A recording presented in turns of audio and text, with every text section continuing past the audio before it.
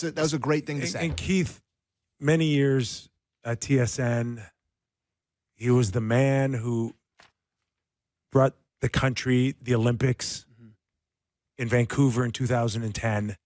I didn't know that. Oh, yeah. Yeah? Oh, yeah. He ran the whole show. Anything good happened at that Olympics? Can't remember. Let's Google it. Yeah, okay. He understands that. He understands that, and it is a major problem. This team, far too often over the last couple of decades, have presented themselves as unlikable, is the best term that I can use. Like, from salute gate I would say to adversarial. That is with the fans. the perfect word. Okay. That works too. At odds. That works.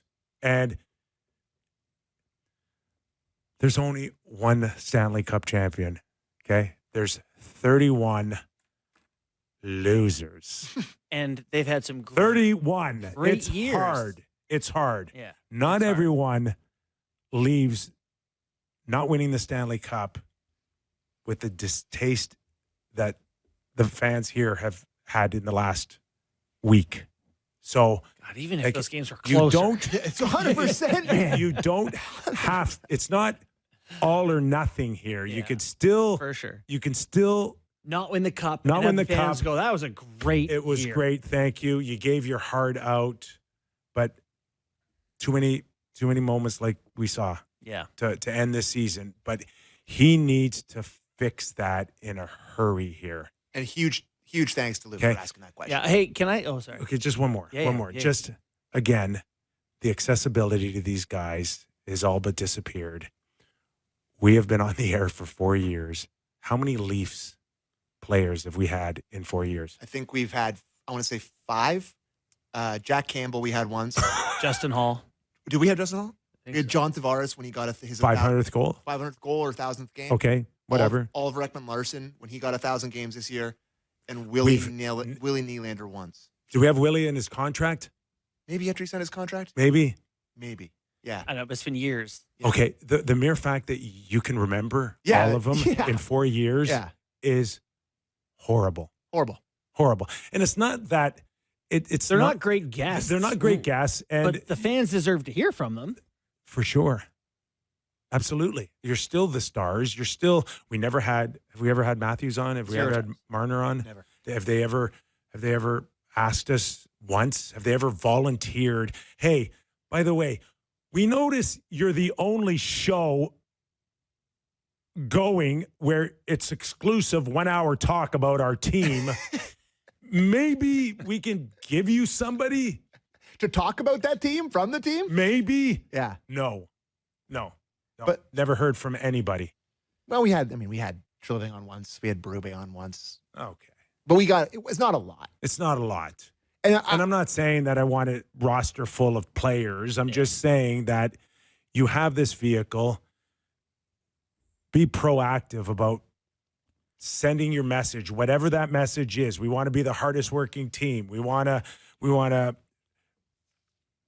be accountable. We want whatever message you want. Hey, come on, any show, not our show. Go to TSN, go anywhere, but just get out there and reconnect with your fans. I think their argument would be, Kip, that they are speaking to the fans a lot. They do post-game, they do pre-game, they do all these things. And it's just, that would be their argument towards hey, they do get to talk to the media. But it's a completely different thing. Sam, I'm just saying, that's their argument. Do you know when you go to the practice facility at MasterCard, they pull the drapes down. Okay.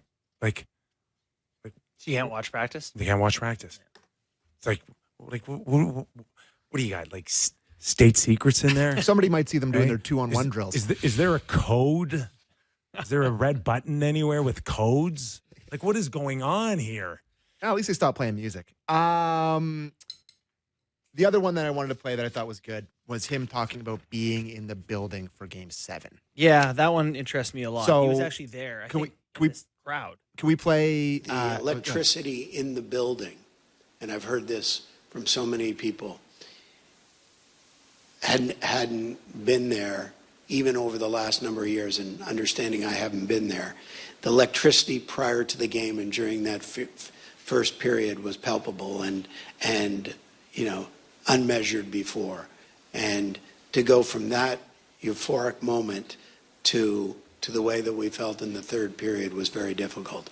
And I was saddened by it, and I feel that I need to take some responsibility for that. Love that answer too. Yeah. Well, I mean, I like it, but does he need to? Does he do anything wrong? I don't know. He's new. The captain could say that. Right. Okay. Just someone just saying. Yeah. Literally anyone saying that involved with the Leafs makes me feel good. Yeah. That's a fair statement. Right? And yeah, I mean, I've gotten multiple messages from people that were at that game that said it was unlike any Leafs crowd they'd been around. The electricity. A guy texted me and said that no one in that building gave up on them until the fourth goal in the third period, and that's when it really turned. Yeah. He said it was the loudest he's ever heard it after they scored the one goal to make it 3-1. Domi That was scores. the only moment. And it went bananas. Yeah. And then immediately it goes in. It's just, I'm glad he was in the building for that. Yeah. To see how much I think people that's- care, that's and really then healthy. to see how much people care to begin with, and see how much that type of performance pisses them off.